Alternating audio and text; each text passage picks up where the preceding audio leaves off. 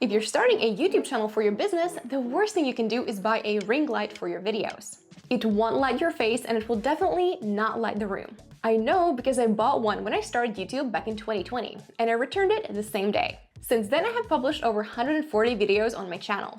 And here's a lighting setup that actually works. Number 1, how to position yourself with natural light. Number 2, when to add a softbox. Number 3, why place an accent light in the background.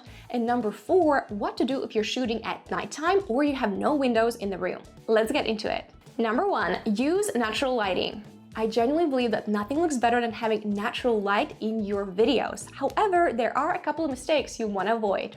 Now, hopefully this goes without saying, though you should never have a window behind you when you're filming videos or even taking Zoom calls. Because if you have a massive light source behind you, that means that your face will immediately go dark and that will look quite terrible on camera. Another thing you absolutely want to avoid is using ceiling lights. These are your enemy and they should always be turned off when you're recording any types of videos. And if you're wondering, why is that, Vendy? It is because using ceiling lights will drop weird shadows on your face. You're gonna get some panda circles, you're gonna get some weird shine at the top of your head, and honestly, you're not gonna love the end result. Let me demonstrate. So what you're seeing right now are the overhead lights being turned on. So of course you can't see my face at all because it's dropping so much shadow. There's a crazy shine over here, and if I was not wearing a hat, you would see massive circles underneath my eyes. And all in all, this is not a pleasant look, hence we always turn these babies off.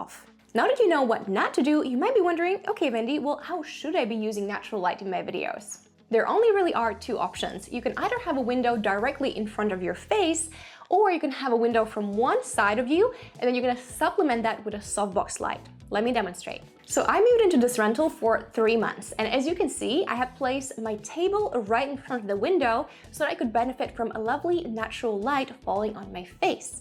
This video right now is actually filmed in the very room you are seeing, so I'm benefiting from so much natural light coming through the window during the summer months in the UK.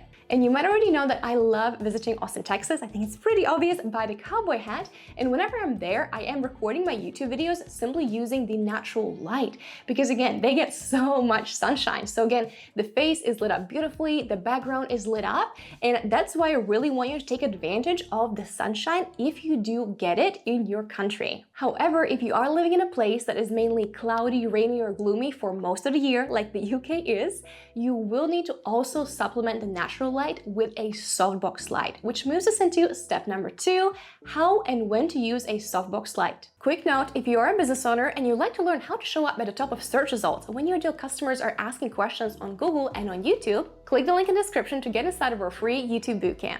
Once you answer 3 quick questions and get accepted inside, underneath the Classroom tab, you're going to find the exact training on how to really know what your buyers are already typing into the search bar so you can create videos answering all those questions. So click that yellow Join Group button and I'll see you inside. Sometimes I film my YouTube videos at 6 or 7 a.m. in the morning, and I'm sure my neighbors absolutely love that. Though, when you're recording that early on, there's not quite enough natural light yet coming through the windows, in which case I'll typically place a softbox light to the right of me and have that additional light source. And again, in just a second, I'm going to show you the exact lights I'm actually using. However, I do understand that sometimes you are not able to sit directly in front of a window. So typically what you want to be doing, if you have, let's say, natural light source coming to one side, like in this scenario, then I would need to have an external softbox being here so that I have basically light hitting my face from both angles. Because if you typically have just light coming from one side, it's going to be way too harsh on one side of your face and way too dark on the other. So let me just show you a few examples. This is one of the Airbnbs where I was staying at, and as you can see, I have so much natural light coming in from the left of me. I also have a window right in front of my computer where I was recording, and then I was supplementing this with a softbox light.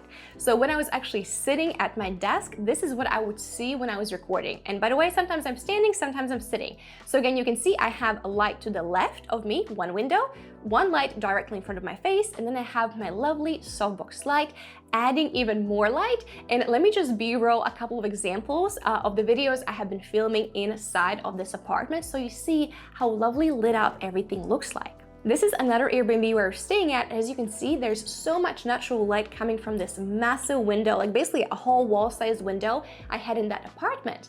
And the reason I needed to add a diffuser sheet is because the light, which can sometimes happen, the natural light was so harsh that I couldn't keep my eyes open. So I had to put up a diffuser sheet. And by the way, I'm gonna add the link to that in the description if you're interested. Though I still had to supplement the lighting with a softbox light so that I'm balancing out that lighting is coming from both sides. If I only had the natural light in the window, it would just look too harsh. And you probably saw multiple YouTube videos I filmed. This is kind of what it looked like. And I can also B-roll more examples because I was here again for another 2 or 3 months. So I was filming in this room a lot. And again, it's beautifully lit up. I had to diffuse the window and I had to add a softbox to balance it out. The reason we do not use a ring light is because, simply put, it doesn't do anything. It is just nowhere near powerful enough to be able to light up your face, not to mention your whole space for a video. So if you got one, please refund it or give it to your friends or nieces and nephews. And what we actually want to get is a proper softbox light. So if you're wondering, okay, Vendy, what lighting are you using or what do you recommend? I want to show you the light I have right now, which is a bit more of an expensive side. It is an investment, and I'm going to give you another option of the light I had before. So what I'm using right now is a combination of Amaranth 60DS cob light.